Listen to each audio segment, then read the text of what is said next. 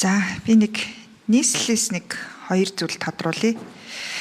За боловсролын ам бас эрүүл мэндийн амнаас тодруулнаа. За нийслэлээс ирсэн энэ мэдээлэл дотор нэг хоёр зүйл анхааралтай. Нэгдүгээрт нөөцийн махаар хангахаар ярилцж байгаа гэж байгаа мó эсвэл нөөцийн махаар хангаад байгаа мó?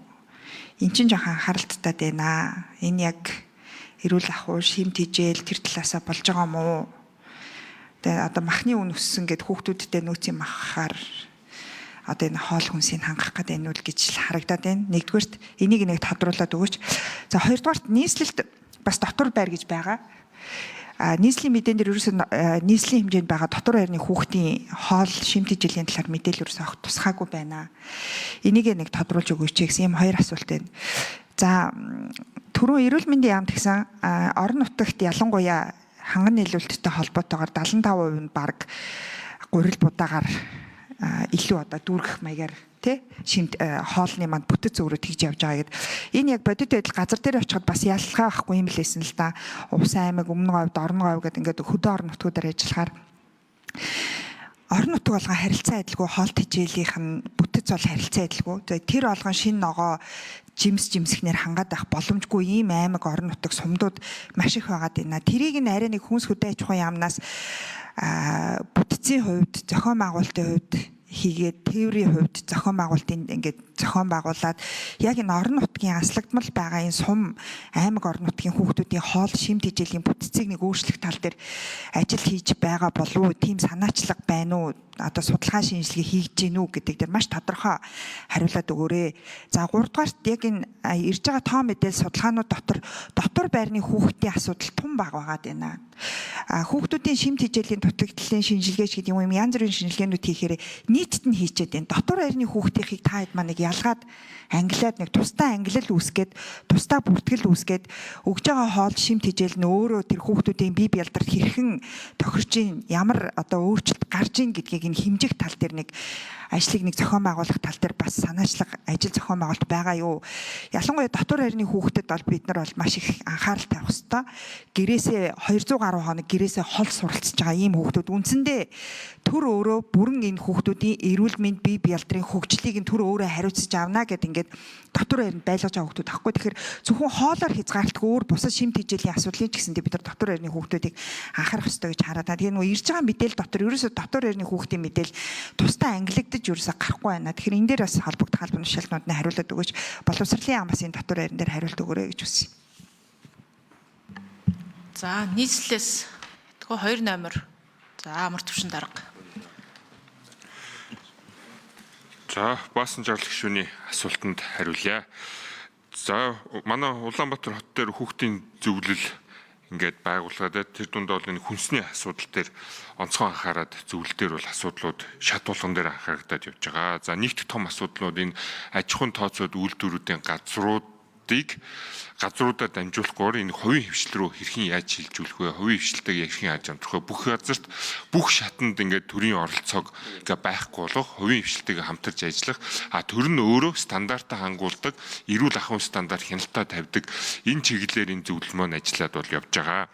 За энэ зөвлөлтөөр гарсан нэг санал нь бол энэ нөөцийн махны үн нэмэгдэлтэйгээр холбогдуулаад энэ нөөцний махыг хэрвээ ашиглавал яг одоо нөгөө өнөөдөр ашиглаж байгаа бид нэр махтай яхад хэдийн хэмжээний одоо калори, эрсдэм энэ төр дутагдал байх нь байхгүй нь гэдэг бол судалгааг бол зөвлөлийн өмнөөс гаргаад явж байгаа.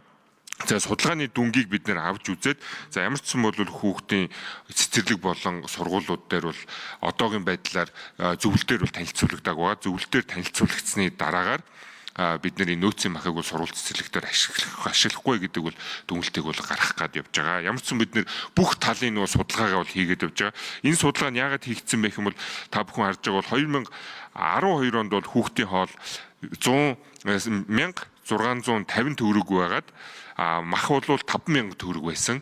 За одоо яг энэ 3 сарын байдлаар бол махны үн 28000 төгрөг болоод за хүүхдийнх нь эцэгхийн 1000 төгрөг нь ороод 4000 төгрөг ч байтай үрж байгаа болохоор нөгөө нэг энэ дээр юу болж байгаа гэхээр нөгөө хүүхэд нэг одоо юу гэдэг те потато шүлэн дээр нэг 10 мах хийдэг байсан бол тэр нь яг энэгээр хасагдаад нэг 6-7 эрчим мах болж хувираад байгаа хгүй. Яг энэ хүнд нөхцөл байдал хаана үсчих яг хүүхэд дээр ирж байгаа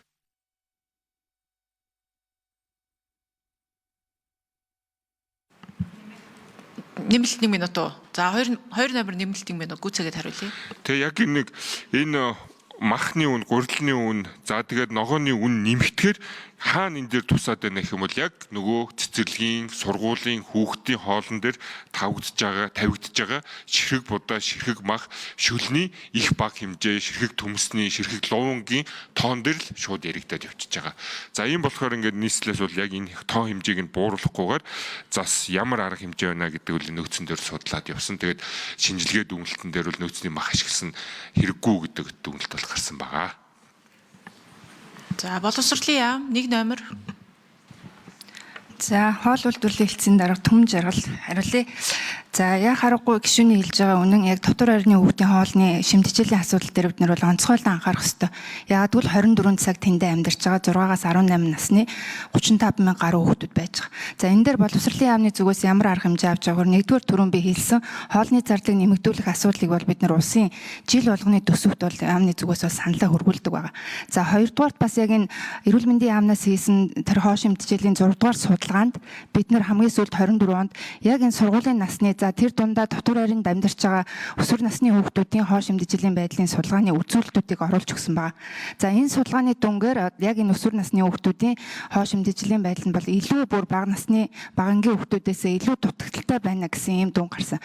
Ийм ч учраас бид нар яаралтай энэ дунд ахлахангийн хүүхдүүдийн хоолны асуудлыг шийдвэрлэеч гэдэг энэ саналыг бол удаа дараа ингээ тавиа явж байгаа. За 3 дугаарт бол бид нар бас төслийн хүрээнд 1 номер нэмэлт 1 минут.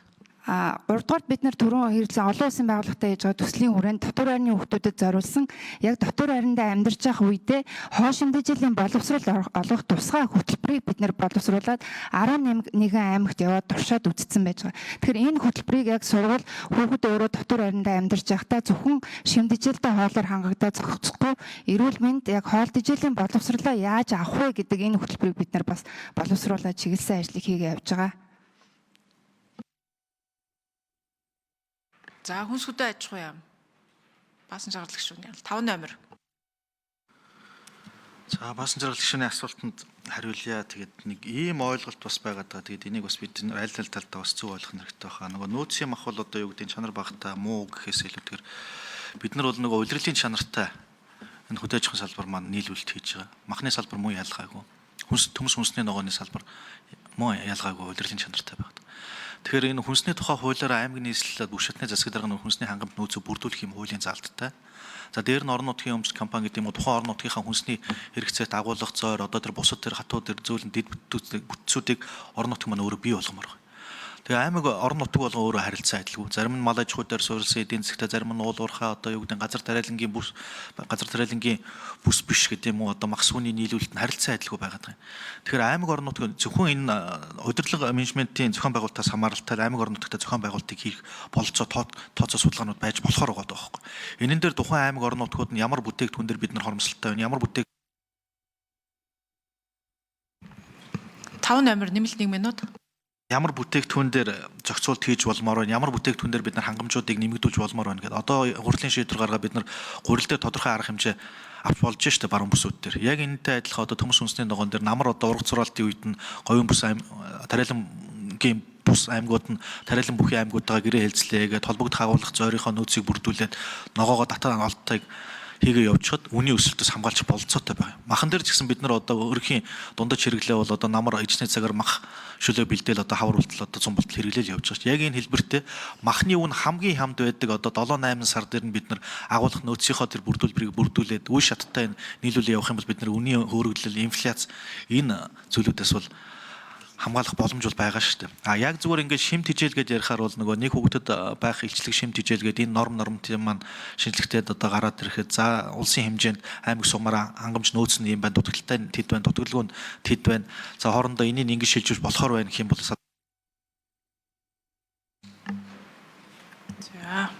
тодруулах уу баасан жаргал гишүүн? Баасан жаргал гишүүн тодруулъя. Энд нэмээд нэг зүйл тодруулах.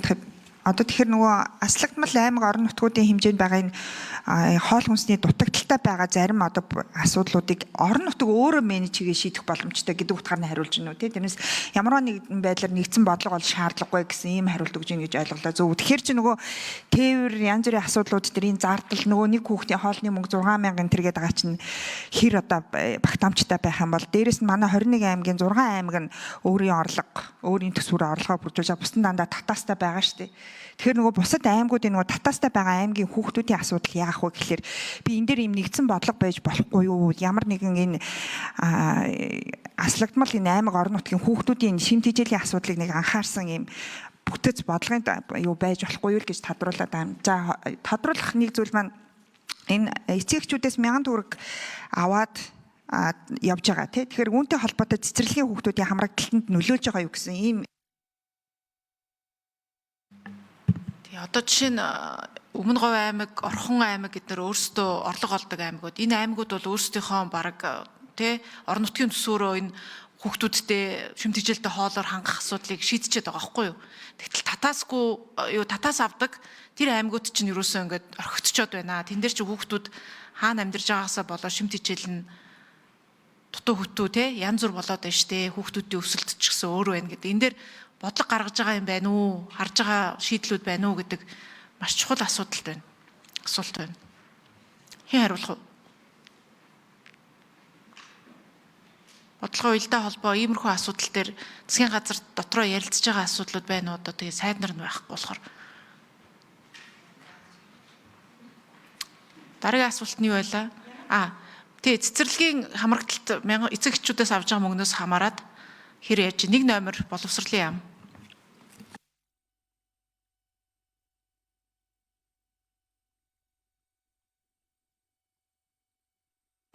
Нэг номерын микрофон. За энэ дээр бид нар нийслэл Улаанбаатар хотод хэрэгжүүлээд гисэн маа. За энэ дээр төрийн нарын бичгийн даргын мэдээлэл дурдсан. Бид нар 10 хүүхдийн 4-ийн зорилтод буюу нийгмийн халамжийн тухай хууль заасны дагуу улс 100% бүрэн санхүүжүүлж байгаа. 6-аас нь 6 хүүхдийн эцэгээс 1000 төгрөг буюу сард 22,000 төгрөгийг аваа явж байгаа. За энэ дээр бид нэр түрүүн бас судалгаа хийсэн талаар бас та бүхний мэдээлэл товчхон дурдсан байгаа. Энэ дээр ямар нэгэн цэцэрлэгийн одоо хамрагдалтанд сөрөг нөлөө үзүүлсэн юм бол байхгүй. Харин ч эсвэргээрээ эцэг эхийн оролцоо хяналт сайжирснараа хүүхдийн хоолны шимт хичээлийн байдал сайжирсан нэгдүгürt. Хоёрдугаарт бид нар энэ цэцэрлэгийн хүүхдийн хоолны мөнгийг эцэгээс авах хяналт тавих буцаага түрүүн таны хэлдэг нөгөө эцэг ихэд мэдээлэл хүргэж гин үгээ те энэ байдлыг бүгдийн хувийн ижлийн захим системтэй хамт хийж байгаа болохоор ил тод хяналтын байдал сайжирснаар хүүхдийн хоолны шимт хичээлийн байдал дахиж гарсан сайн байгаа. Тийм учраас бид нар энийг улсын хэмжээнд хэрэгжүүлэхээр засгийн газрын тогтоолын төсөл гаргах.